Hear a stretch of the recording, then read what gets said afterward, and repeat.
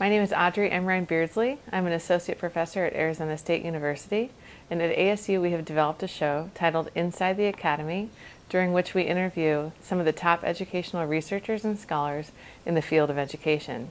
Today I have the honor and pleasure of interviewing Dr. Elliot Eisner. Dr. Eisner, thank you for being interviewed today. Thank you for inviting me. This seems to me to be a wonderful, exciting, interesting project. Wonderful. First, we're going to talk about becoming Elliot. You were born in 1933 in Chicago. Tell us about your family and childhood. Well, how much time do you have?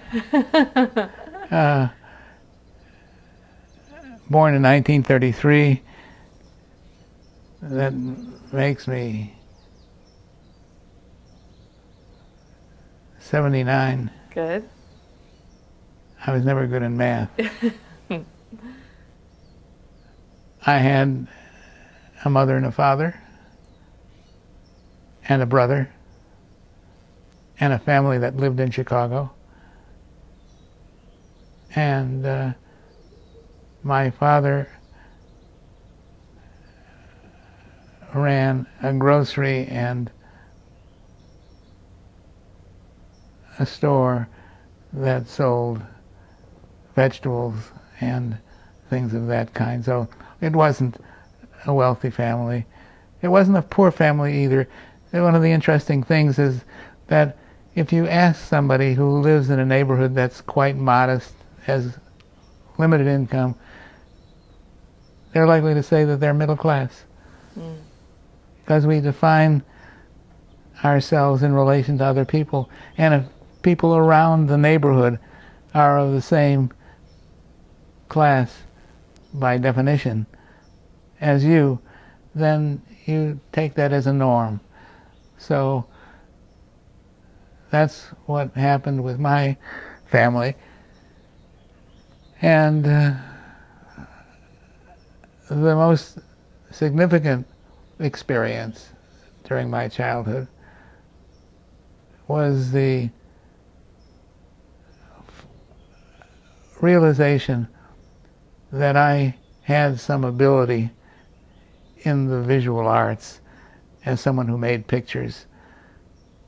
And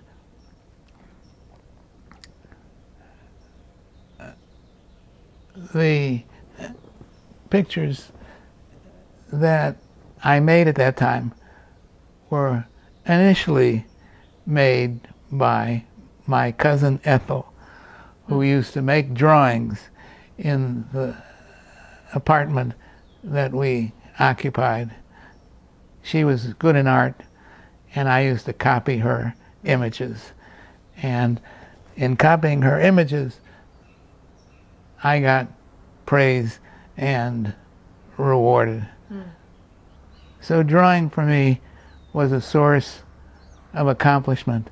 This was really important because I did not do well in elementary school. I did not do well in elementary school. I didn't do well in high school. I graduated from high school with, in the, what was it? It was the 22nd percentile of my high school graduating class. So I wasn't no shining star during that period of my life.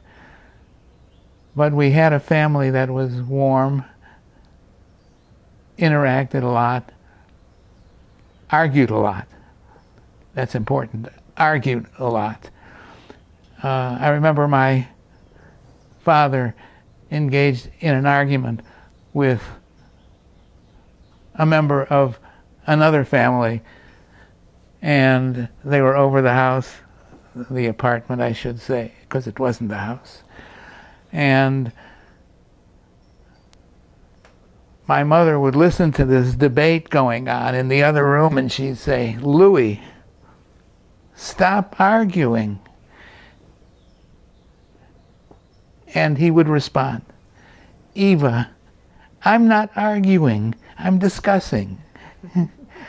So they had different ideas about what was appropriate, what wasn't. And that was important for me to see that. But the second most important thing that happened during that particular period was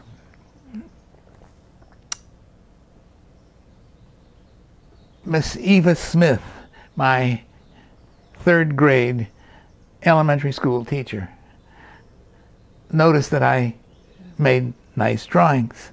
So she told my mother about my nice drawings, and she suggested to my mother that she enroll me in the Art Institute of Chicago's junior school, which is for elementary and secondary school students, and that I had this gift and it could be promoted, refined, developed, and that was going to be good. I didn't have a gift. They thought I had a gift. And so I started going to the Art Institute of Chicago. That was a turn on, because all my friends are hanging on the walls of that building. Not my literal friends, my figurative friends. Sure. And I'll tell you a little story. I went to the Art Institute of Chicago as a student from high school. I did not go to a college. I did not go to a university. I did not go to a trade school. I went to the school of the Art Institute of Chicago. And I said my friends were hanging on the walls. I meant all of these images that had been created throughout Western history. There was one painting there by Gertrude Stein that was hanging on the wall there, and I would pass that painting every time I walked up the stairs to my painting class. And I didn't like the painting. I did not like the painting. One day I said to my painting teacher, Briggs, his name was Briggs Dyer, a Southerner. He said, Briggs, I don't like that painting of Gertrude Stein, and why do we have it up? It's not a very good painting. One of the eyes is crossed. He looked at me and he said, Elliot, you will like that painting. It's a profound idea that over time, if you look hard enough, you're going to find qualities that are rewarding that you didn't notice when you started. And that was really important. So, elementary school was difficult. I did not do well. I had a highly interactive family. They never confused, so to speak, argument for discussion. Baloney, they discussed argument and discussion a lot. And a number of other things. Meals were terribly important. Meals were terribly important. Speaking of that, tell us about your love of pickled herring. My love of pickled herring developed when I was 4. One of the things that happens in a Jewish household, in many households I should say, was that on Sunday they would bring back smoked herring, pickled herring,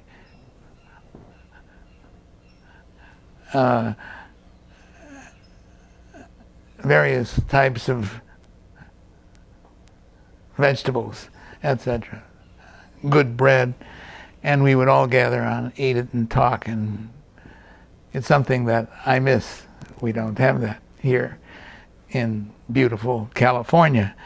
We don't have some of the less beautiful physically, but more beautiful emotionally, people who are engaged with each other. So that's where pickled herrings started, and its significance is symbolic as well as gustatory. My parents wanted me to go to Hebrew school after school. I didn't have a desire to go to Hebrew school after school. After school was enough without adding more but I succumb because my parents promised me a dog. Aww. If we can arrange for me to get a dog, I'll go to Hebrew school. Now, I was going to go to Hebrew school for only a short period of time, 9 months, let's say, because normal number of years, it varies, 4 or 5 years, you can go to Hebrew school and prepare yourself for a bar mitzvah, which is certification that you are a man. So I thought that was a good deal to get the agreement to get me a dog. And I would go to Hebrew school right next door to where we lived, because Esther Kravitsky was a teacher of Hebrew, and she agreed to teach me in preparation for the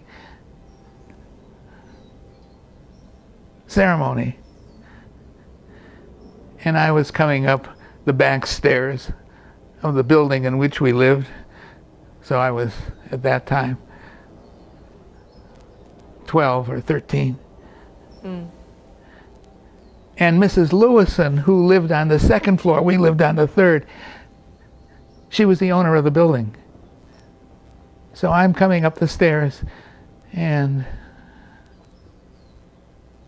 she comes out onto the porch. She says, "Elliot, someone told me that you're planning on getting a dog." "Yes, Mrs. Lewison, we're planning on getting a dog." "We don't allow dogs." Ah. So I lost on the dogs. I cannot remember to this day what was substituted instead of the dog, but that's what happened with the dog. That's how you learned Hebrew. That's how I learned Hebrew. What did you learn in school that ultimately inspired the educational scholar you became? What I learned in school is how dull it is. And that's no joke. Sitting in a classroom in the 4th grade, looking at a wall clock hanging 5 or 6 or 7 feet off the ground, I used to watch the hand of the clock make its move across the dial. And when it hit 3 o'clock, everybody was dismissed. Sure. Well, I remember I didn't have my homework that day, and the teacher was calling on people to finish up their work, leave the room. It's fine, we'll pick up the rest of it the following day. And she held me out. In other words, she knew that I didn't have the homework, and I knew that she knew that I didn't have the homework. And rather than giving me an early dismissal, she held me out to the very end of when that hand was on the 12. Well, school wasn't much of a joy. I'll tell you what was a joy intellectually.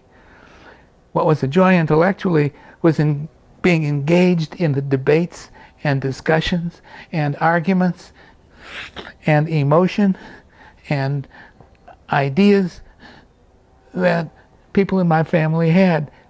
That's what was enjoyable. I could see the flush come into their cheeks and sometimes the tears in their eyes when they're engaged in debate, because my dad was slightly pink politically.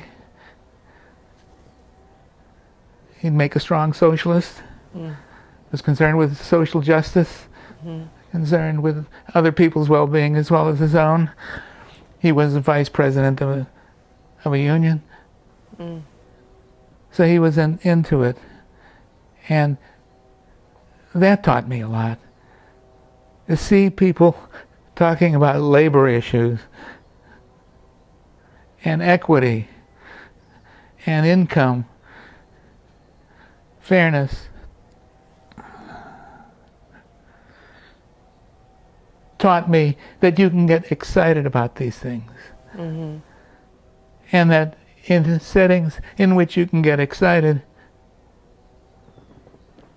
are a lot better, easier to take than settings where you're watching the hands of the clock go around the dial. So I remember coming close to high school graduation, and I wasn't quite sure what I should do after high school. We talked about it with friends, etc. And most of my friends were taking the college prep program, even though I wasn't very hot about it. And I walked up to this counselor at the school that I attended, which was a school that served, high school that served 4,000 students. It's not a small school. She asked me a few questions, and then she came to art. She said, "You're going to the School of the Art Institute of Chicago, is that right, Elliot?" "Yes, that's right." "How do you feel when you go into that building and look at those pictures?" I said, "I feel terrific. It turns me on." I didn't say that, but that's what it meant. He said, "If it turns you on, then that's where you should go to school." And that's what I did. I went to the Art Institute of Chicago because it turned me on, which isn't a bad criterion, and I wish we had in this country a commitment to education which has to do with getting turned on. Getting turned on. It deals with matters of meaning, with movement, with internal satisfactions, excitement. Not a bad agenda. An enlightened eye. The enlightened eye. The enlightened eye, I'll tell you, the enlightened eye. That book I happen to like. I wrote it, but among the books that I've written, I really like that book.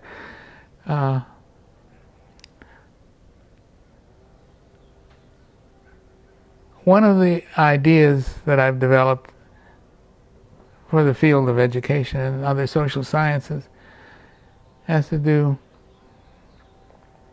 with the refinement of perception. I worked during high school, and this is going to be related to what I'm going to say about engagement. I worked in a shoe store on Saturdays and Sundays. And this shoe store was the Sample Shoe Store, is the name of the shoe store, the Sample Shoe Store. And it operated on Maxwell Street in Chicago. Maxwell Street is like Delancey Street in New York. And I had been taken to that shoe store for several years by my father. The shoes were cheaper and sometimes better than you'd get in an ordinary shoe store. So what does this have to do with education? Well, a lot more than one can tell in an afternoon. But these shoes were often damaged slightly. And I had to know when I was selling the shoe what the condition was. And I needed to know what style Was this a stacked heel or a plain heel? Was this leather or was it plastic? Did it have a platform or was it without a platform? And that taught me to see even more than the courses that I was taking. This is a little bit of a exaggeration, but even more than the courses that I was taking in art. You had to look at a shoe. You had to see what its heft is. Is it the right weight for something this size? There's a zillion kinds of things, and that develops connoisseurship. You become a connoisseur, and what made it particularly interesting and demanding was none of these shoes were alike.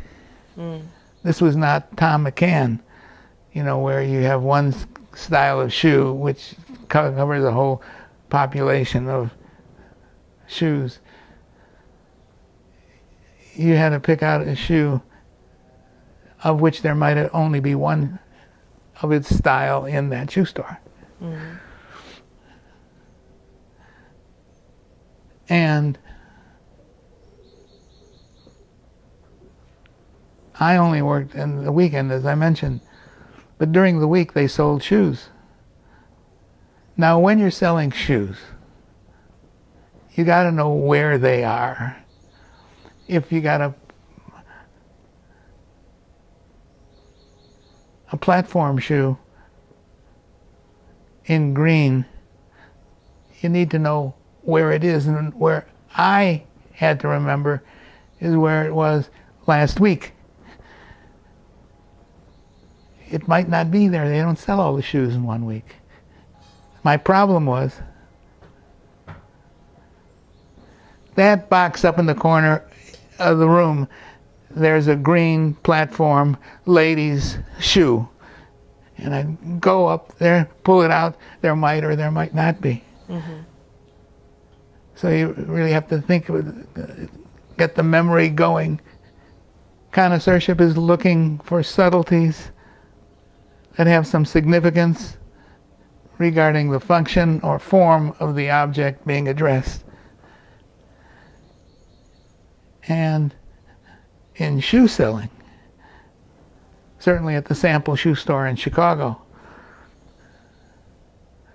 you had to take into account a number of other things. So being persuasive, speaking to somebody in a persuasive way without being offensive, is really terribly important.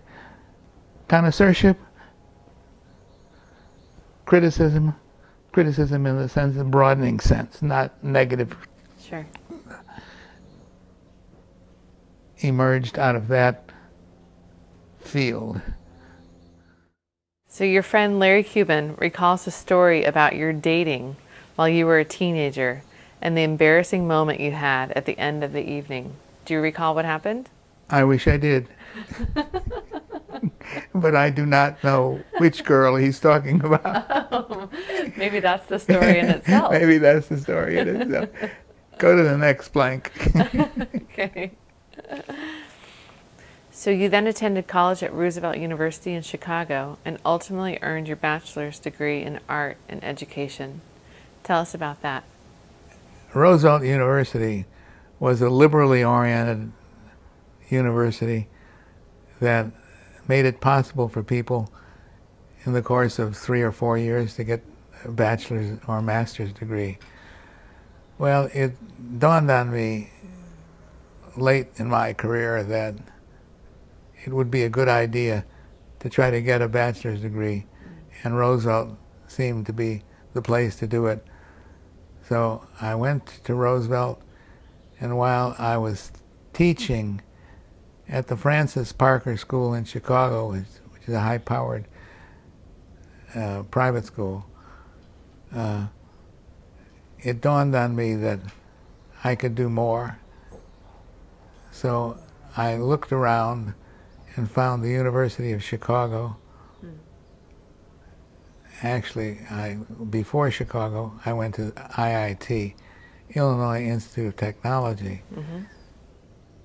Now, the virtue of the Illinois Institute of Technology is it had a program of design education that helped people understand the relationship of form and function on whatever particular task they happened to engage in.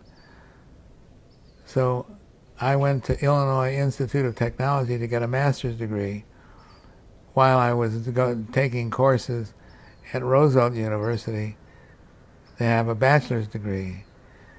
And in addition, I started working at Vogue Studios, which is a big commercial art studio that prepares people to work in that industry.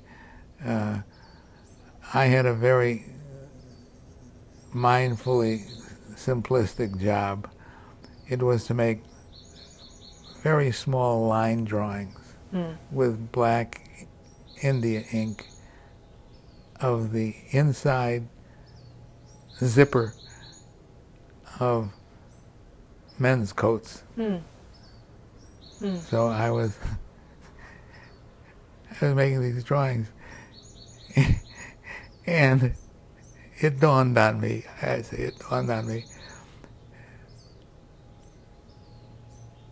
am I going to be a zipper drawer? It's not what I wanted. So I started taking courses at the University of Chicago, which was another package entirely. Chicago made a deep impact on my psyche, and much of what I do now is related to what I learned then. Not because they explicitly taught it, although some of the courses taught ideas that I use today, but because of the atmosphere, the orientation to inquiry, the debates in classrooms that I found at Chicago that I had not found in most of the courses at the university, secondary, or elementary school level. I remember the first course I took at Chicago. I was looking at the catalog for courses to be offered at the next quarter, and I found one course. It was called Theory of Group Work. Theory of Group Work. And there was a man standing behind the counter who was processing students.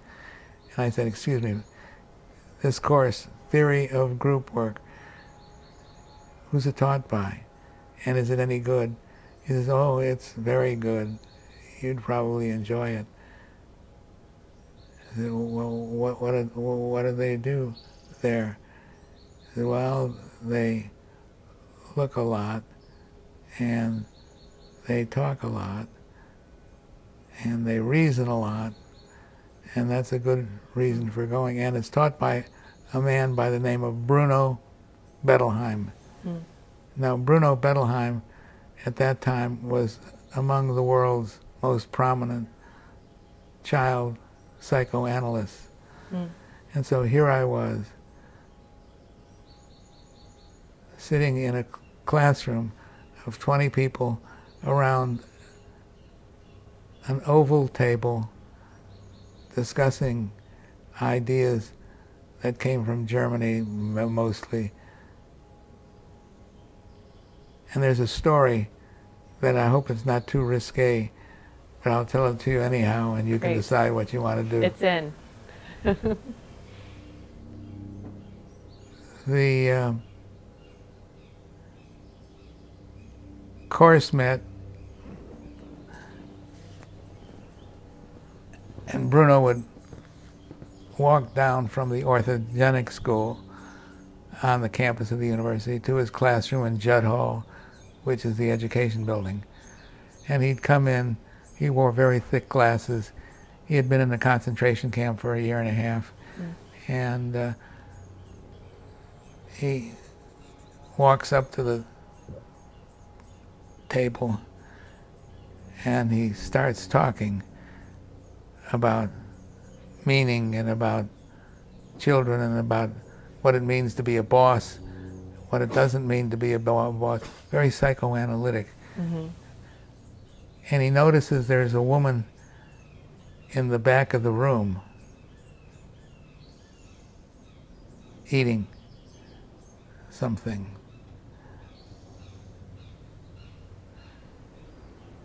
And he says, "Madam, do you know that eating in a university classroom is a form of masturbation?" And she says, "Dr. Bettelheim, when I knit, I knit."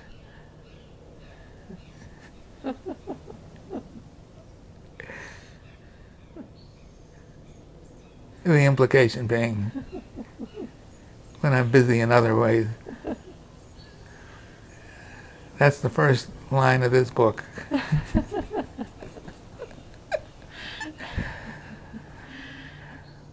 But having a class with Bruno Bettelheim, he would scare the bejeevers out of anybody, was very powerful. Anyhow, I was working on a second master's degree at Chicago at that time. While I was working on this second master's degree, we had to take master's comprehensive examinations. Anyhow, I took that test and I attended the courses, and I was always a little bit of a troublemaker.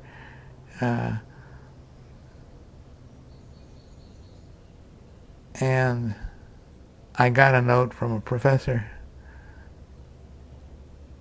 asking me if I had considered doing doctoral work at the Department of Education at the University of Chicago. Well, that's all I needed to know. I went to see him and applied and got admitted to the doctoral program. So I had a bachelor's degree, 2 master's degrees, and working on the doctor's degree. I was collecting. Chicago was powerful, as I said, because it problematized things. It treated ideas in a scholarly way. It kept the conversation going. It was a pleasure. It was a pleasure. Among all of the experiences I've had in universities, that has to be among the most important for me. So I enjoyed my time there.